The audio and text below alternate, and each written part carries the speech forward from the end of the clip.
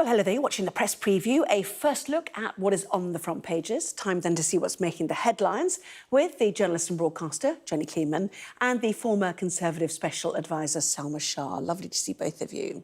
So, as ever, we'll kick off with the front pages. More questions than answers, the Daily Express talks about, but there is the FT, first of all. Labour dragged into betting scandal after candidate backs himself to lose. The picture there of Julian Assange.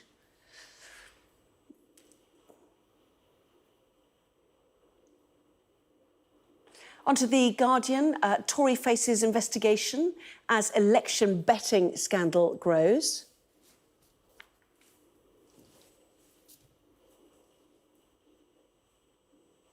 So there we are, leading on Julian Assange. Freed Assange is heading home. A £400,000 bill, the paper says, for jets as the saga ends. Daily Telegraph, Streeting, quoting Wes Streeting, Labour lost the trust of women over trans issues.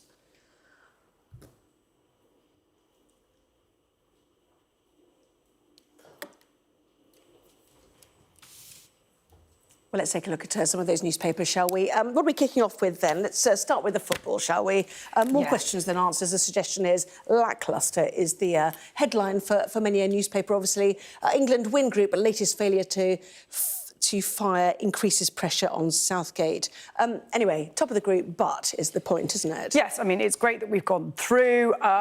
I am not the greatest authority on football, but I have followed this enough to know that the criticism has been that the players have lacked energy, and this result of us being in the final 16, being the top of the group, should be cause for celebration. But by all accounts, it was a goalless draw. If we're going to have to, we're going to have to play a lot better if we're going to go further than this, really. Well, I've discovered that I'm probably going to have to brush up on my maths to understand all these points and things and what it means and, what this means for the Danes now. So it's been interesting to have to review it for this evening. But there's a couple of other back pages that we've been looking at as well.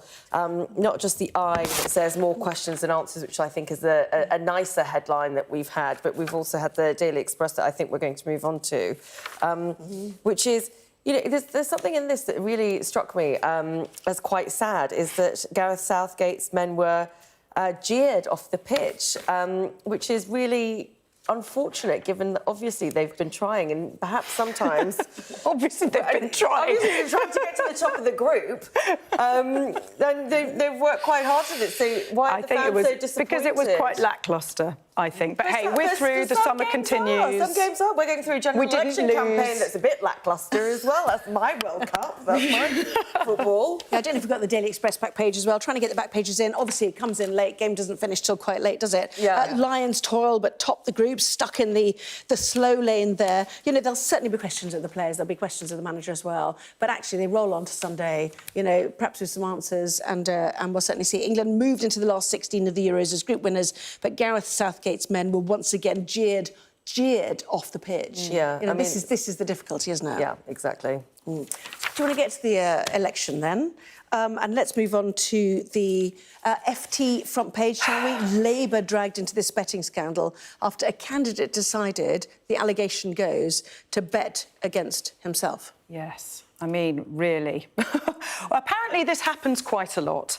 But a Labour candidate who's also a major Labour donor, who's made a £100,000 donation to the party, this man, Kevin Craig, he's in a seat with a massive majority, but it's a Tory majority, and it's a Labour seat because of defection of the Tory MP to Keir Starmer's side. He bet against himself. He has been suspended from the party. He is no longer a candidate and he is no longer a member of the party. I mean, this is not the same as what the allegations about what the members of the Conservative Party have been doing, because there's no question of the idea that, allegedly, that he had inside knowledge of the election date. He wasn't gambling on the election date, he was gambling on himself losing. Nonetheless, this is something where this is a bad look rather than anything. Yes, but footballers, we don't allow footballers footballers to bet on games that they're going to be playing. I don't think we should allow MPs to bet against themselves. Where's the rules on this? This is the point. There are no rules on it. There are no rules on it. So I actually am a little bit more sympathetic to Kevin Craig, because it's not like he was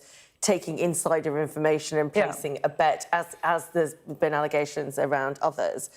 This is something that has happened before, almost jokingly, where people talk about betting against themselves.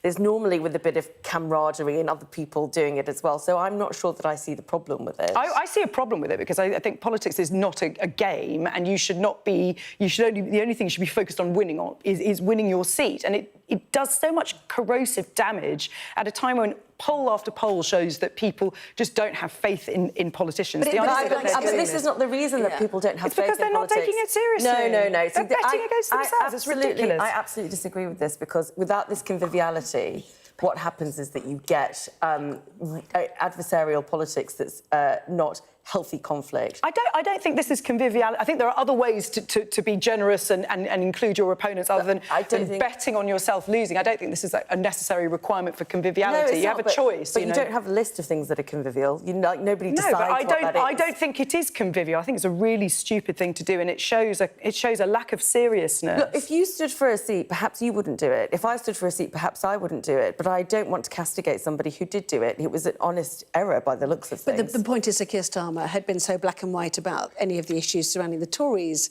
betting issues that he had to act. He acted very quickly. He acted very quickly. Meanwhile, today, Rishi Sunak eventually suspends the two people who are being investigated. Well, he would argue after a right and proper process of investigation. Well, yes, he would, but it's come so late that he can't make any political capital out of it. He has this debate tomorrow when we know that this was going to be coming out. The Gambling Commission this morning came out saying that their investigation shouldn't preclude anything that the Conservative leader was considering. And I think this is really cut through with people. I think this is like Barnard Castle, this is like Partygate, this is something that people understand, can relate to. This is not some obscure Westminster thing that only a few people understand. And it stinks. And also, it stinks for Rishi Sunak, because it shows him to be weak and indecisive. For 2 weeks, this has been hanging around like a bad smell, and only today is he doing something about it. When it's been a massive, massive body blow to his campaign, I would say. Let's move on to the Telegraph, shall we, if I try and find that. This is, the headline says, Cabinet Minister claimed he won £2,000 on an election bet. This is Alistair Jack claiming he won £2,000 on a general election bet, but has dismissed it as a joke. Suggestion he's now facing more questions. A statement from him: I am very clear that I have never on any occasion broken any Gambling Commission rules. Specifically, I did not place any bets on the date of the general election during May, the period under investigation by the Gambling Commission.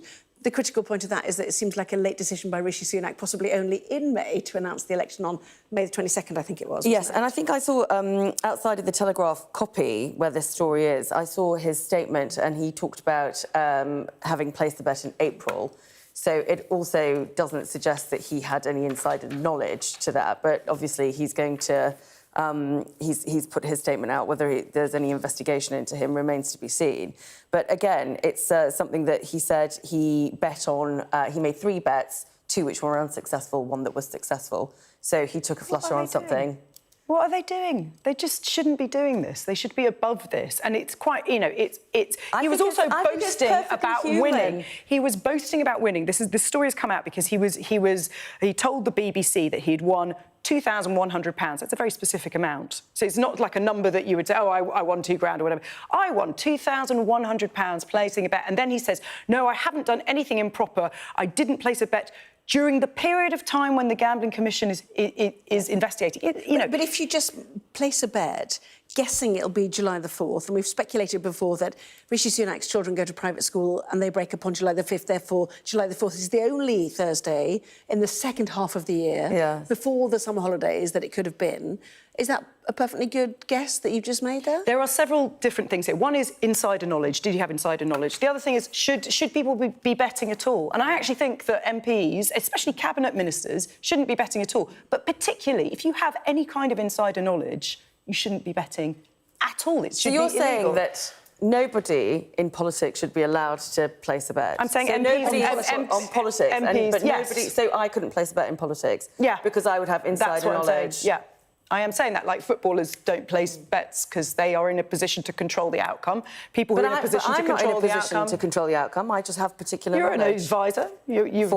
Former advisor. OK, well, then you were allowed to place a bet. Okay. But I think people who are actually actively involved in it... I hate all this restrictive I don't think it's a restriction of human rights to stop people who have a skin in the game. It's a legal act. So, yes, there are restrictions around insider knowledge. That is the restriction and the regulation. That already exists. That already exists. But I would say I think that's really bad. But I also think MPs should be above this sort of thing. You know, they're going to get 80 grand a year salary. They make enough. There are other ways to have fun than actually putting money on a bet. They could shake hands with someone and have a bet that way, rather than putting money on it. Would you ban certain types of gambling for people then? I certainly think that MPs shouldn't be betting on the outcomes of their own seats or when a general election is if they're a cabinet minister. I really, really think there are other ways to have fun if you're a cabinet minister. Last paper on this, just quickly. The Guardian, fifth Tory faces investigation as election betting scandal grows. This is the Guardian's take. A Conservative politician has become the fifth party figure to be investigated by the gambling watchdog for allegedly placing a suspicious bet on the general election date as the developing scandal continued to overshadow Rishi Sunak's campaign. Should we do a quick word on Assange as well? He's on the front of the Guardian there, front of the Financial Times as well. There we go. This US plea deal broke just as I came off air last night, in fact.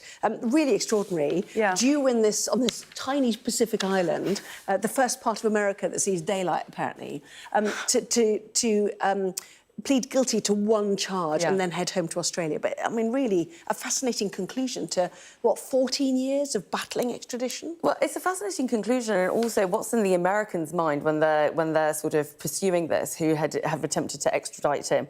Is it because they want to make a point? Is it also because it's election time and they don't want to have to deal with this anymore?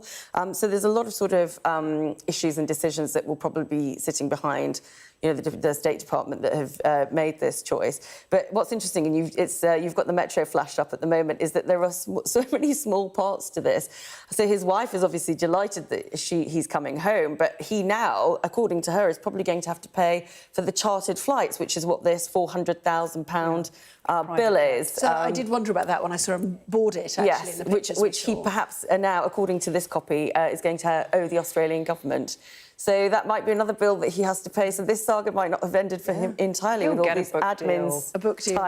He'll get a book deal. He'll get all sorts of... What's incredible is the odyssey that is ending in this, palm-fringed island in the Pacific that began in first he was in a stately home, then he was in the Ecuadorian embassy, then he was in Belmarsh. To some people, he remains a hero, but I think he's a very divisive figure, and it is extraordinary all that he's been through over 14 years. And it sounds like the Australians are very careful in their language about him. They're, doesn't mean he's a good bloke just because we've made this deal to get him back. I think they're very ambivalent about him, just as many people are. Many people very much still divided about him. He considers himself to be a journalist, but a lot of people would say that he has just, in not sort of drawing out what is journalistically interesting in the data that he leaks, he is basically just a kind of free speech activist who has he's leaked Russian, data that's been hacked by the Russians. He'll leak kind of anything out there. He's done a lot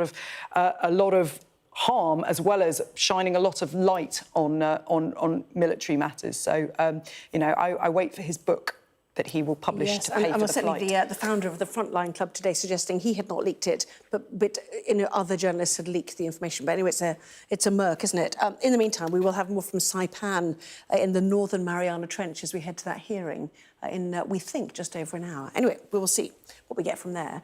Lots more still to come in the next part of our programme. The Telegraph reports on Wes Streeting saying that Labour lost the trust of women over trans issues. That and more after this break.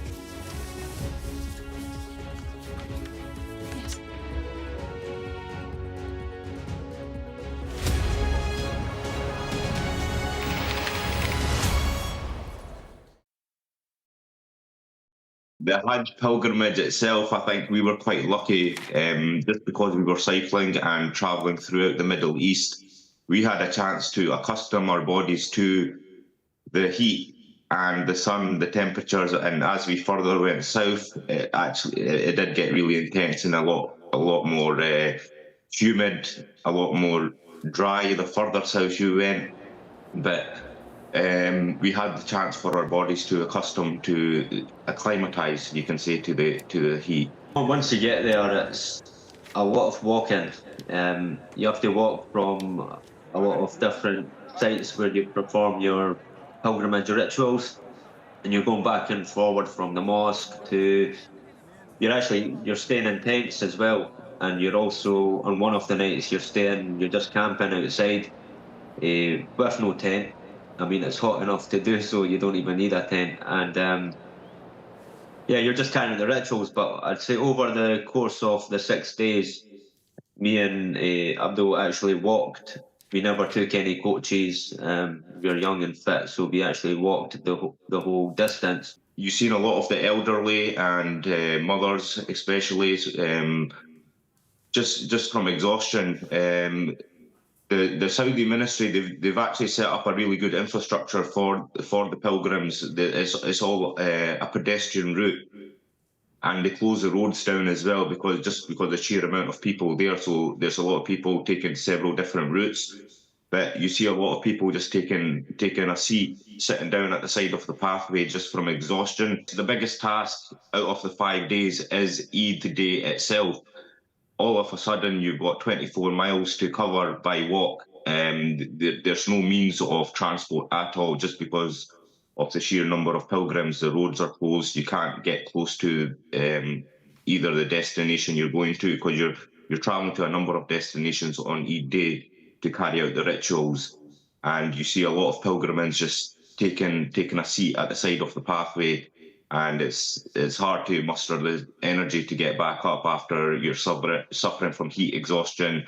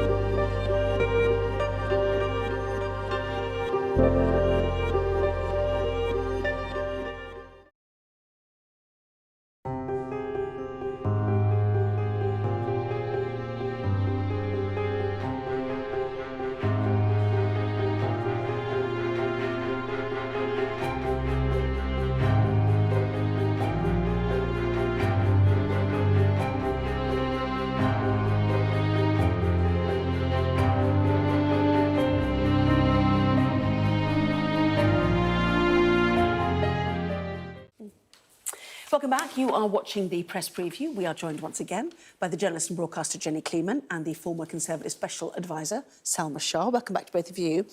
To the Daily Telegraph now, and this is the sort of battle that Labour seems to now be having with J.K. Rowling about trans issues and women's rights. And what has Wes Streeting, Jenny, had to say about it? Well, he's acknowledging that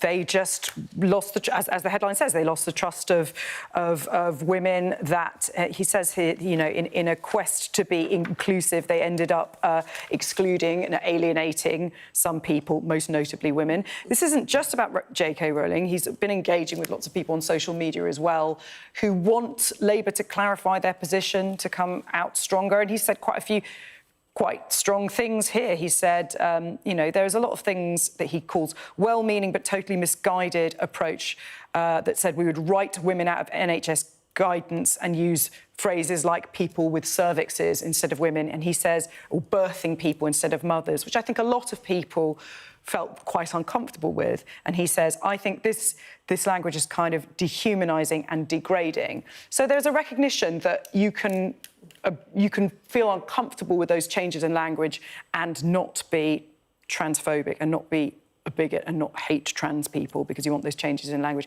But, you know, this is... But the difficulty is he's come out this week and says they want to remove degrading language towards trans people and people with gender dysphoria, and yet that is, you know, diminishing for women as well. And this is the balancing act. You can isn't it? change the language for both. You can keep the word woman and you can keep the word mother.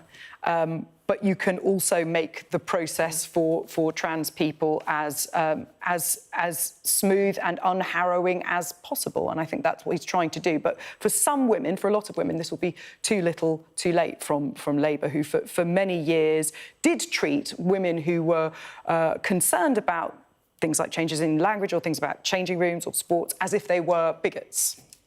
Do you want to move on? Yeah? OK, which is to the heatwave. NHS warns of chaos as heatwave hits during strike action. Yes, and actually, Jenny was making this point earlier, is that we have an election campaign and nobody's talking about the fact that we have a junior doctors' strike, and here we are on the front page of the Telegraph, no less. We are talking about striking doctors. This is very specifically about the fact that we're experiencing this heat wave and what this potentially means for elderly, vulnerable people and other people who are going to perhaps struggle with this new environment. It's also, there was something that I found quite interesting in this, with the BMA saying it would consider crossing picket lines, because particularly there's going to be issues at outdoor events and things like Glastonbury that have been cited. So I think it's interesting for me, from a complete sort of systems service delivery point of view, is that you can start off with an objective, we're going to strike, and something like a heat wave is going to make you ask some difficult questions about how that's going to proceed.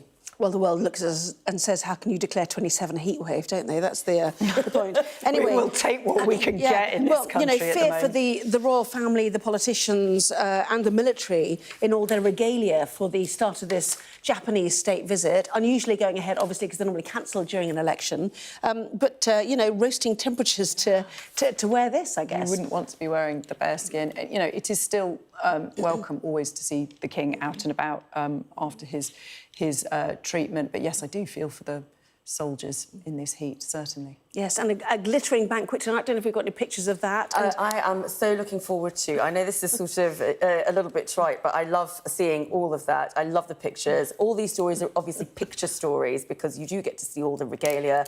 You get to see these moments of history. But obviously state dinners, state invitations have very important geopolitical purpose, especially with Japan at the moment. Understanding how those negotiations and relations are built. They start at these points and everybody else then follows in governments. Yes, absolutely. Just looking at some of those pictures from a little bit earlier today. All fascinating stuff. Lots to talk about tonight again. Thank you both very much indeed. Jenny Cleeman, Salma Shah. See you for the next part of our programme at 11, certainly. And coming up on Sky News, that lacklustre performance from England in Cologne tonight. And more news, of course.